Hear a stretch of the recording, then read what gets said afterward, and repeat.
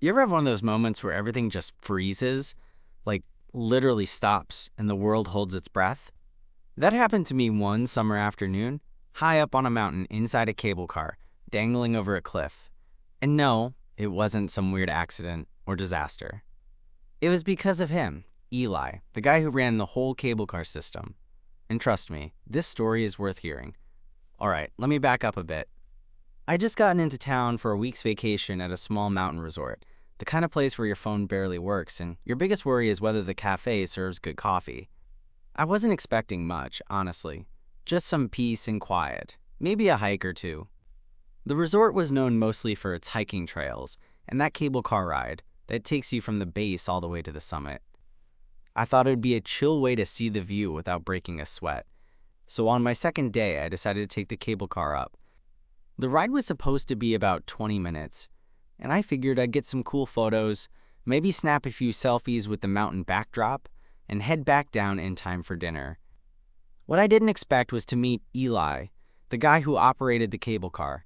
He was this quiet, sturdy kind of guy in his late 20s, with these intense dark eyes that seemed to study everything like he was constantly solving a puzzle.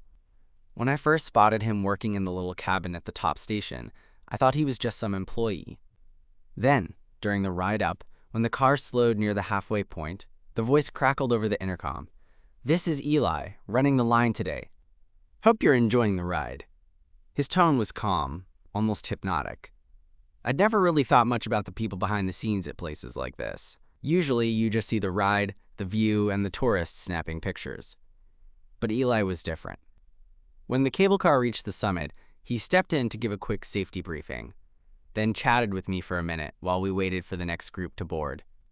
I don't know what it was, but something about the way he talked, the quiet confidence, maybe, made me want to learn more about him.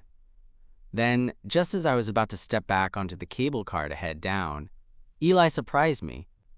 Instead of closing the door, he looked over and said, "Hey, want to see something cool?" I figured he meant some secret spot at the top, like a hidden trail or a better view. I nodded, curious. But then he did something totally unexpected. He walked over to the control panel inside the cable car cabin and pressed a button that made the car stop mid-ride. Literally hanging there, suspended above the steep drop. I froze.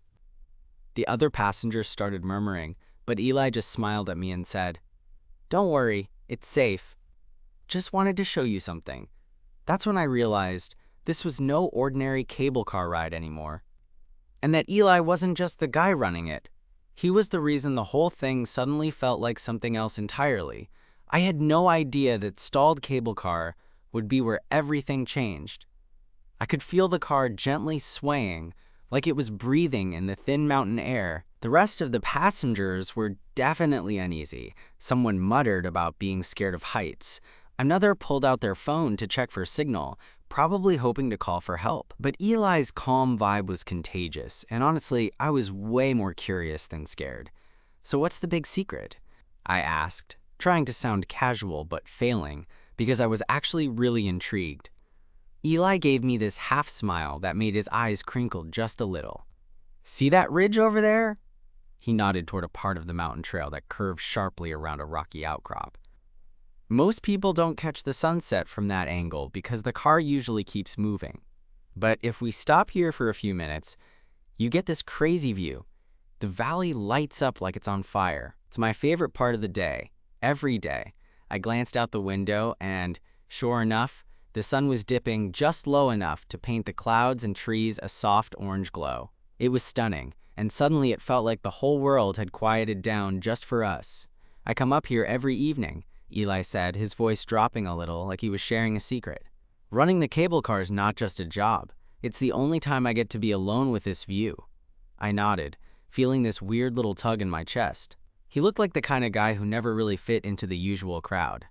Too serious, maybe, or just too wrapped up in his own head. Suddenly, I wanted to know everything about him. "So you're stuck on this mountain all day?"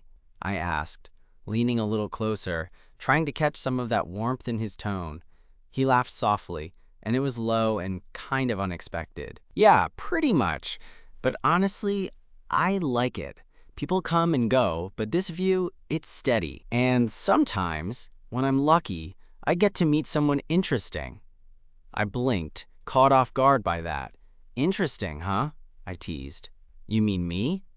He shrugged, but his eyes stayed locked on mine. Maybe.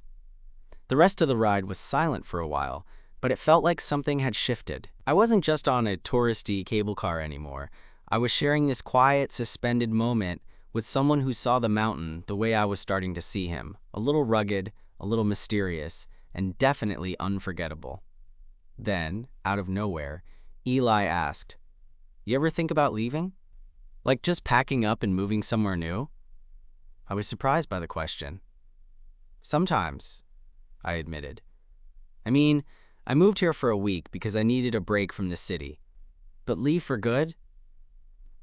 I don't know. Feels like I'd missed too much.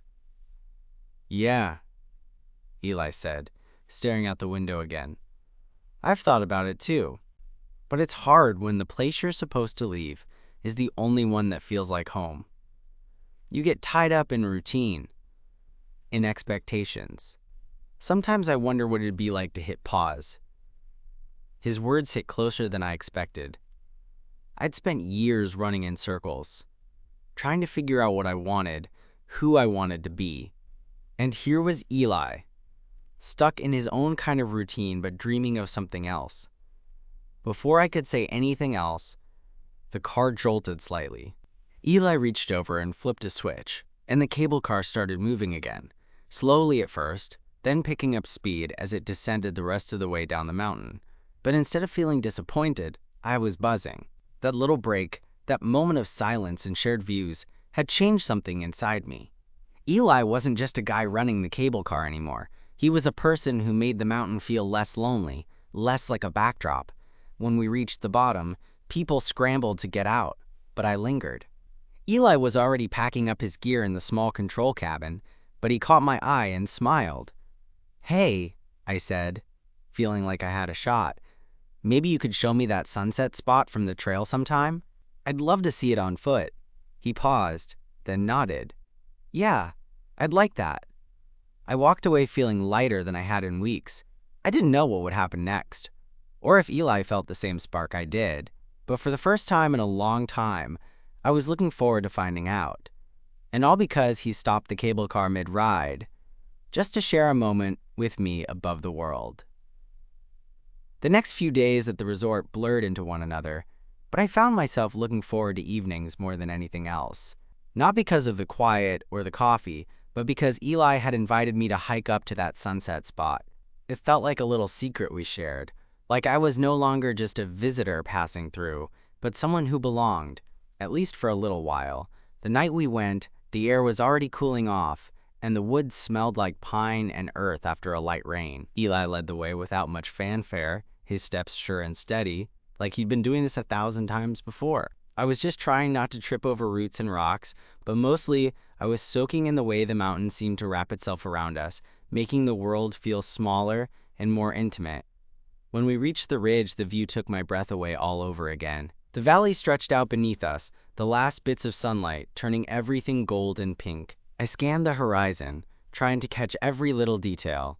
Eli settled down on a rock, motioning for me to join him. "So what made you come here, really?" he asked, eyes fixed on the fading light. I shrugged, feeling a little exposed suddenly. I guess I needed to get out of my head. My job, my life back home. It was all getting a little too much.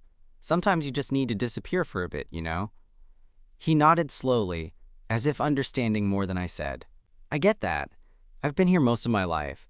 The cable car, the mountain, it's familiar. But sometimes, familiarity feels like a cage. That hit me harder than I expected. Here was this guy, who could have been stuck in the same small town forever, but he didn't want to be.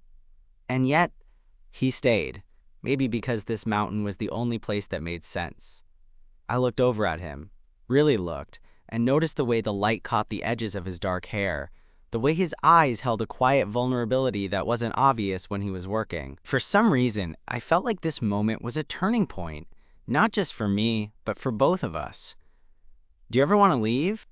I asked, careful not to sound too eager. "Sometimes," he said without hesitation. But then I wonder if I'd just be running away from something else. I smiled, realizing I felt the same way. Maybe we're both just trying to find a place where we don't have to run. He laughed, a warm sound that made my chest tighten. Yeah, maybe. The sun slipped below the horizon, and the sky deepened into purples and blues. We stayed there, side by side, letting the silence stretch comfortably between us. No pressure, no need to fill the space with words. Just two people sharing a quiet corner of the world. On the walk back down, the path was darker, but Eli's presence made me feel less alone in the shadows. I caught his hand before we made it to the bottom, and he didn't pull away. My heart was hammering, but his grip was steady, reassuring. That night, back at the lodge, my mind wouldn't stop replaying the way Eli looked at me. That mix of caution and something softer, maybe hope. I wasn't sure what this was yet, but I wanted to find out. The next day, we met again near the cable car station. This time, Eli was less reserved, joking about the weather and the usual mountain oddities. We talked about everything: music, movies, the kind of stupid stuff you say when you're trying to feel normal around someone new. At one point, he asked, "So, what's your story?"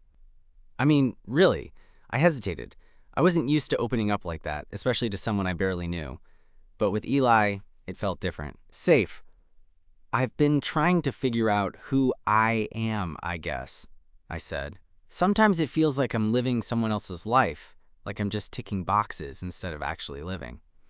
He nodded slowly, like he understood the weight of those words. I get that. Maybe that's why I keep the cable car running.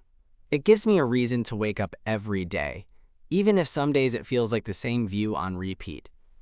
There was something honest in his voice that made me want to reach out, to bridge the gap between us. Maybe we don't have to figure it all out right now, I said quietly. Maybe it's okay to just be here for a while. He smiled, the kind of smile that feels like a promise. Yeah, I'd like that. We stood there for a moment, no need for anything else. Just the two of us, caught between the mountain and the sky, both looking for something neither of us could quite name yet. And for the first time in a long time, I wasn't running. After that day, things started to feel different between us, subtle but noticeable. Eli was no longer just the quiet guy who ran the cable car. He was the reason my mornings had a little more color, and my evenings felt like something I actually looked forward to. I was surprised by how easy it was to talk to him, how natural our conversations flowed. Even when silence stretched out between us, it never felt awkward. One afternoon, a few days later, Eli invited me to come up to the upper station during his break. The place was small but cozy, a little nook tucked away behind the control cabin with a window looking out over the valley. He had a thermos of coffee and a couple of those store-bought pastries, nothing fancy, but it felt like a private little world just for the two of us. We sat side by side, sipping the hot coffee and watching clouds drift over the peaks. For a moment, everything else faded away. The tourists, the noise, the worries back home. You ever think about what you want next? Eli asked, suddenly breaking the quiet.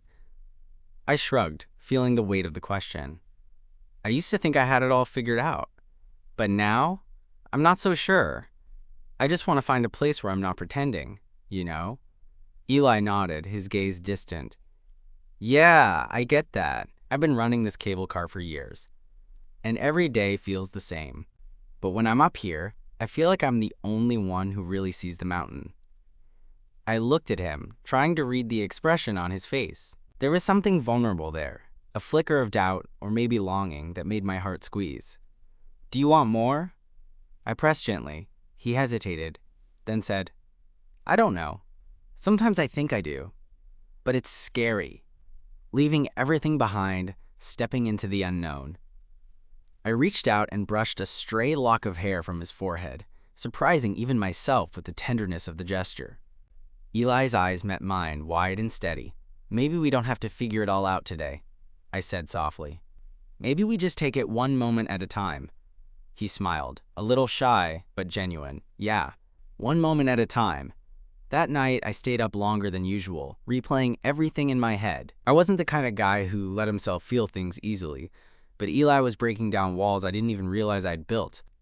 There was an honesty between us that felt rare and precious. The following days were a whirlwind of small adventures, hiking new trails, sharing meals at the local diner, stealing quiet moments on the cable car rides. Each time felt like peeling back another layer, revealing parts of ourselves that had been hidden away. One evening, as the sun dipped low and painted the sky in shades of orange and purple, Eli and I found ourselves back at our favorite ridge. The valley below was bathed in a soft golden light, and the air smelled like pine and earth. We sat close together, the silence between us comfortable and full. Then Eli turned to me, his voice barely above a whisper. "I'm glad you're here," he said. I felt a warmth spread through me, a mix of relief and hope. Me too.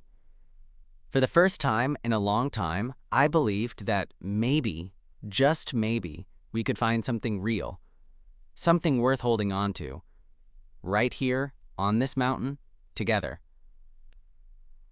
After that evening on the ridge, things between Eli and me started to feel less like a casual vacation fling and more like something real.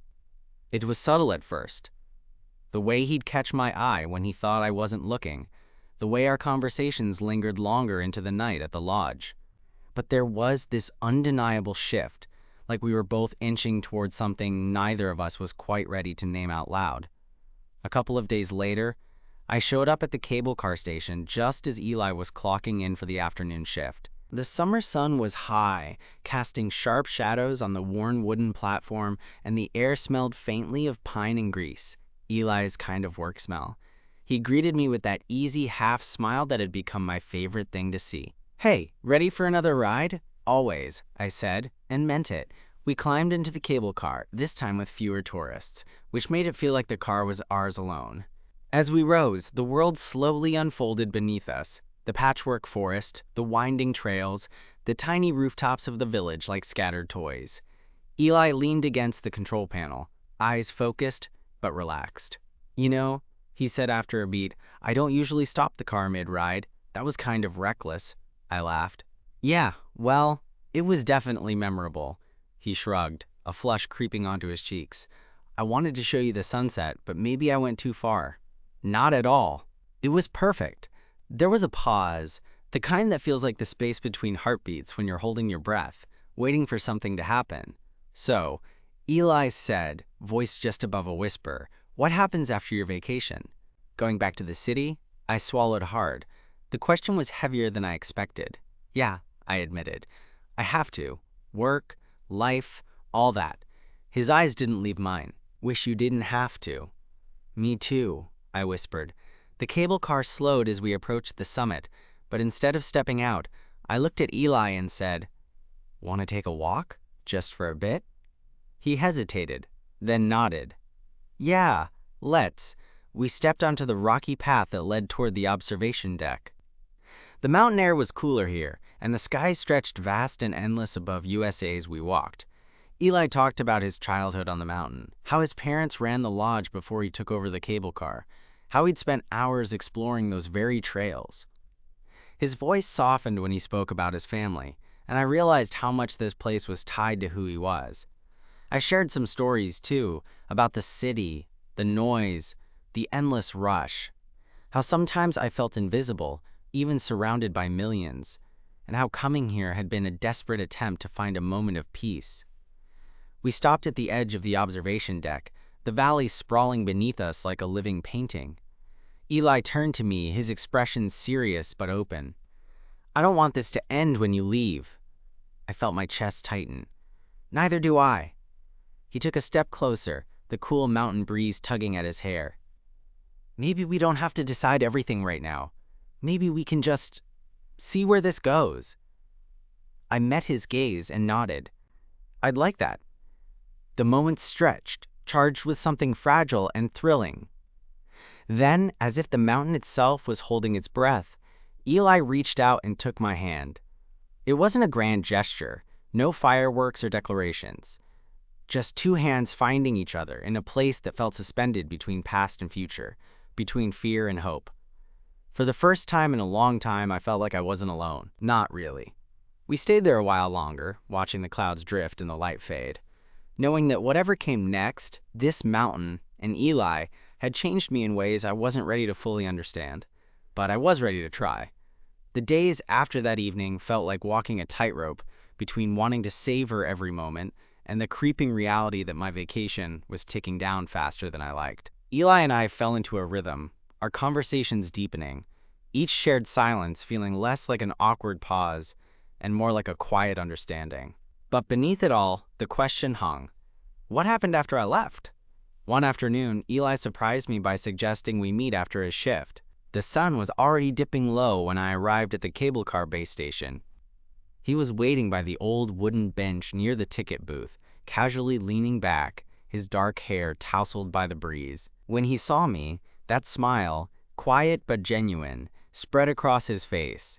"Thought we could grab a bite," he said. There was a nervous edge in his voice, subtle but there.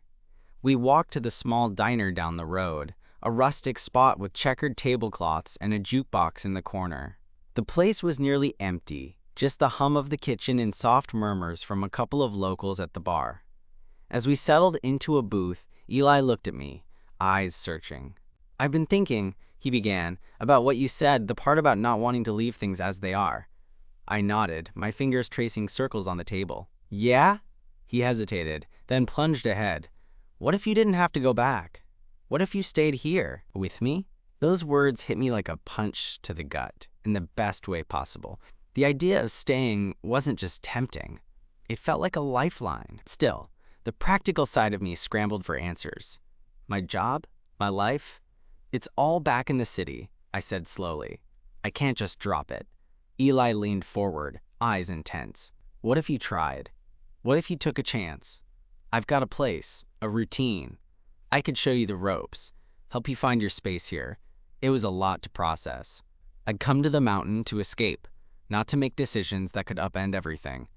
But looking at Eli, the way he was willing to risk, to hope, it made me want to believe in something different. "I don't know," I admitted. "It's scary." He reached across the table, his hand covering mine. "Scary's okay. Sometimes the best things are." We sat like that for a long while, the diner's neon sign flickering outside, a quiet promise hanging between us. The following morning, Eli invited me to help with a routine checkup on the cable car. I wasn't exactly handy, but he said it'd be fun. As we climbed the narrow staircase to the control cabin, I felt a strange mix of excitement and nervousness.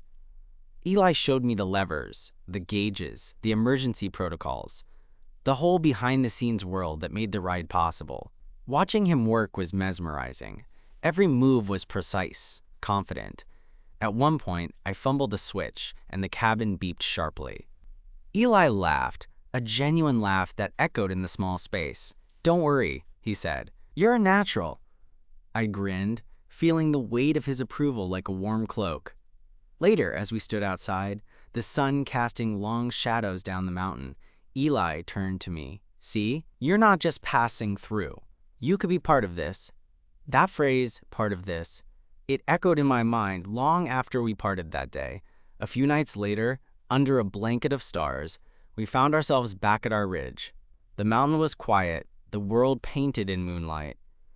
I broke the silence. "I'm scared, Eli, not just about moving here, but about what comes next." He looked at me, eyes soft but steady. "Me too. But sometimes, the scariest steps lead to the most beautiful places." We sat close, and without thinking, I reached up to brush his cheek. Eli leaned into the touch, and for the first time, our lips met, gentle, tentative, but full of everything we'd left unsaid. That kiss was a promise, a beginning.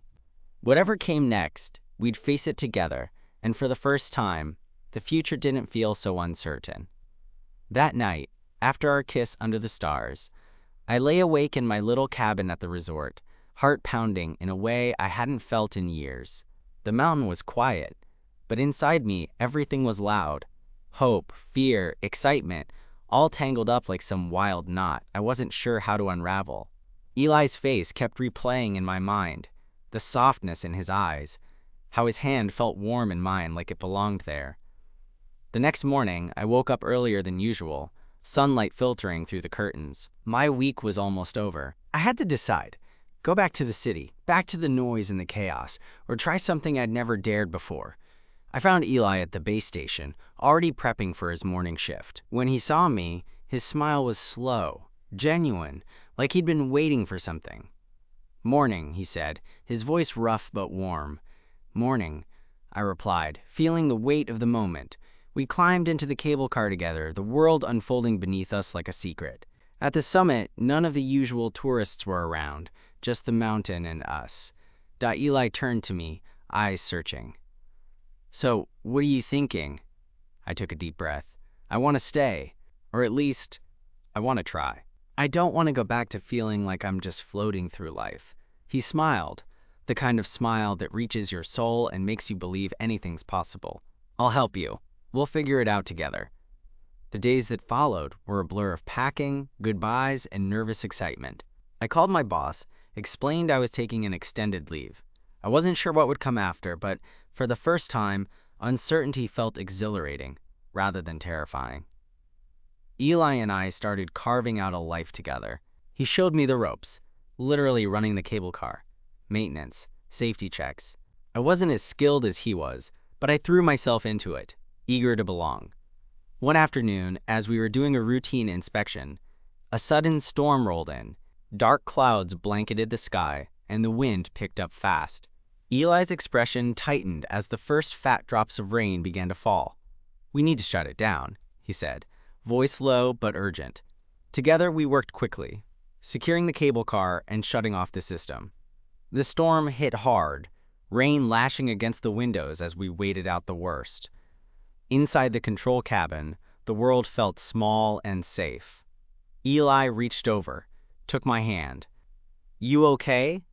I nodded, heart still racing. "Yeah, scary, but I'm glad I'm here." He squeezed my hand, that quiet connection grounding me. As the storm passed, the mountains seemed to breathe again, the air crisp and fresh.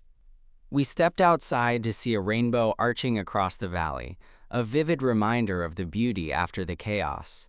Later that night, we sat by a crackling fire in the lodge's common room, sharing stories with a handful of locals, people who welcomed me with curious smiles and easy conversation. I realized then that I wasn't just a visitor or a tourist. I was becoming part of this place, part of Eli's world. One evening, as we walked back from the diner, the stars endless above us, Eli stopped, pulling me close. "I'm glad you stayed," he whispered, his breath warm against my ear. I smiled, resting my head against his shoulder. "Me too. I think this mountain found us both." We stood there a moment longer, two hearts sinking to the rhythm of the mountain night. Life wasn't perfect, and there were still uncertainties ahead, but for the first time, I felt anchored by Eli, by the mountain, by the promise of something real. And as the cable car hummed softly in the distance, I knew this was only the beginning of our story. Weeks turned into months, and the mountains settled into a rhythm that felt like home. I wasn't the same person who'd arrived with a suitcase full of doubts and a heart full of questions. I'd learned to read the wind, to appreciate the quiet moments between cable car rides, and most importantly, I'd found someone steady to share it with. One late afternoon, Eli and I climbed up to our ridge, the one where we'd first watched the sunset together. The sky was streaked with soft pinks and golds, the kind of light that makes you pause and feel grateful for the small things. We sat side by side, shoulders touching, watching the valley glow in the fading sun. Neither of us said much. Words felt unnecessary. After all the chaos and uncertainty, we'd found a simple peace in just being there, together. I turned toward Eli, catching the familiar softness in his eyes. "You know," I said, "I thought this mountain was just a place to escape, but it turns out it's where I found myself." He smiled, that quiet, slow smile that made me feel like I was exactly where I belonged. "And you found me," he teased gently. "Yeah," I laughed. "Definitely you." He reached out, took my hand, fingers interlacing with mine naturally, like they'd always known how to fit. In that moment, watching the sun sink behind the peaks, I realized that sometimes life's biggest leaps start with a single step. whether it's pausing a cable car mid-ride or choosing to stay instead of running away. We didn't need grand gestures or perfect plans. We just needed this. Two people who had chosen to be present, to be vulnerable, to build something real on the shaky ground of the unknown. As the first stars appeared overhead, I leaned into Eli's shoulder and felt a quiet certainty settle in my chest. That maybe, just maybe, this mountain was more than a home. It was the place where love found a way to stop time and start something beautiful.